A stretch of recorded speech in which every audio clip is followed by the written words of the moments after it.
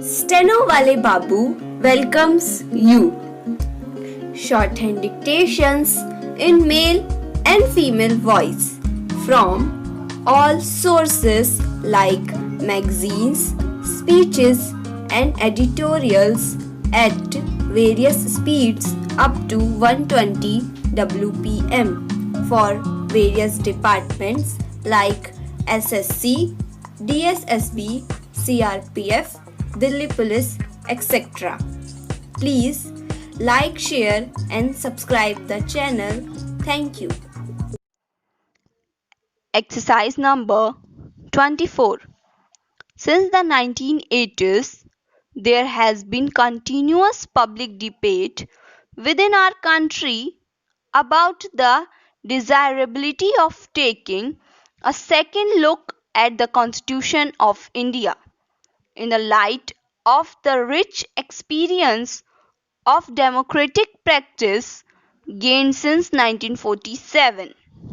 This debate has acquired a new urgency in recent years, partly because of the instability in apex politics and partly also because legal experts, individual politicians, and organized political groups within the country feel the need for some changes in our system of governance to render it more efficient and open to popular participation.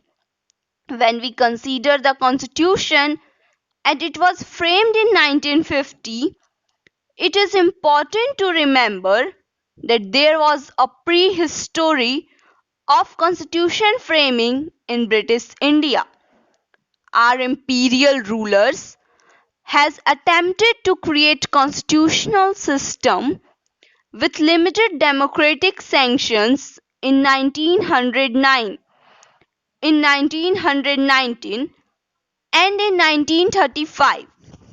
These constitutions drew upon certain principles which we can repeat with profit today. According to democratic theory, constitutions can either be constructed on their basis of big principle or they can rest upon liberal principles. Whig constitutions attempt to mobilize like-minded social communities and interest groups, while liberal constitutions reach out to the individual citizen and are based upon territorial constituencies. The British created Whig instead of liberal constitutions in India because through drawing upon vested interest within society, they could strengthen their rule by coming into existence counterpoised social groups.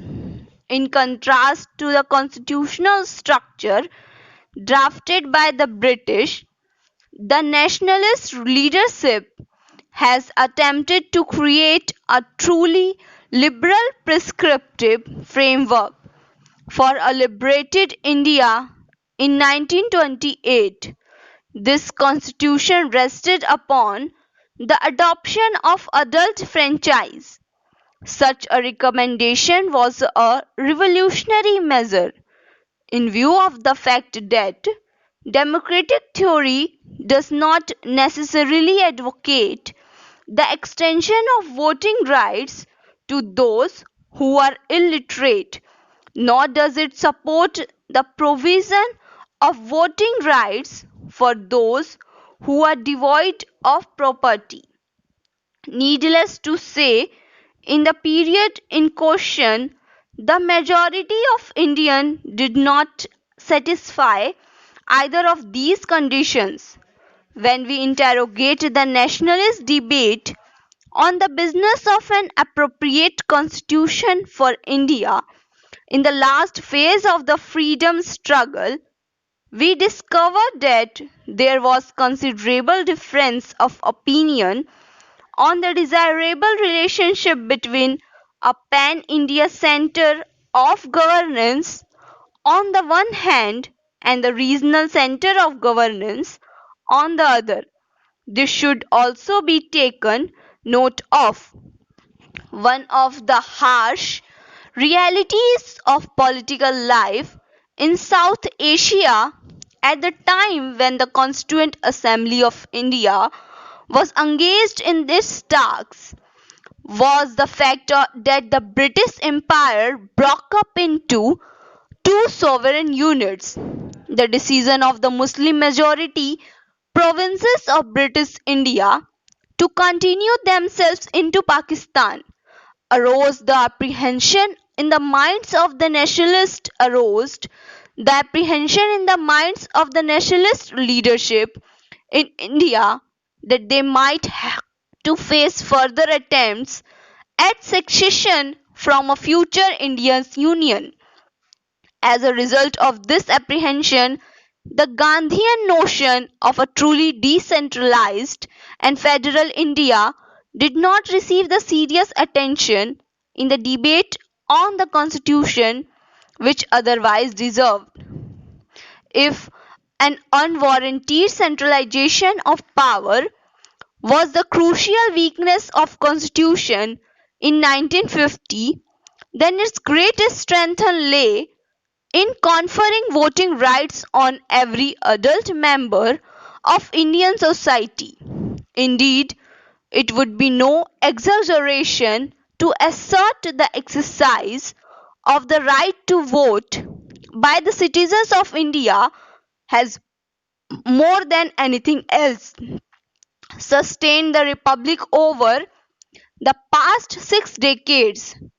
As well dwell upon the provision of the Indian Constitution from the vantage point of the late 1990s, we cannot but be struck by the wisdom and the courage with which the founding fathers of the nation laid down the rules by which democratic practice in the country was to be shaped. Let us consider the question of the presidential form of governance which enjoys support in some circles today. The framers of the Constitution were acutely conscious of the fact that they were devising rules and procedures designed to shape liberal practice in a very diverse and highly plural society. Indeed, so diverse are the social constituents of our nation that is it difficult to imagine that a president, even one elected directly on the basis of adult franchise, could represent the rich diversity and infinite variety of Indian society. As against this, the so-called Westminster model, with provision for a broad-based cabinet headed by a prime minister, all drawn from an elected legislature, provided a much more appropriate and resilient mechanism for the governance of a highly plural society. It is widely believed among the first parts the poll system puts a heavy premium upon political stability in a society. This is brought about by giving a majority in the legislature to a political party, even when the number of votes it receives may be less than half the total number of votes cast. This may not be very healthy stability. Thank you.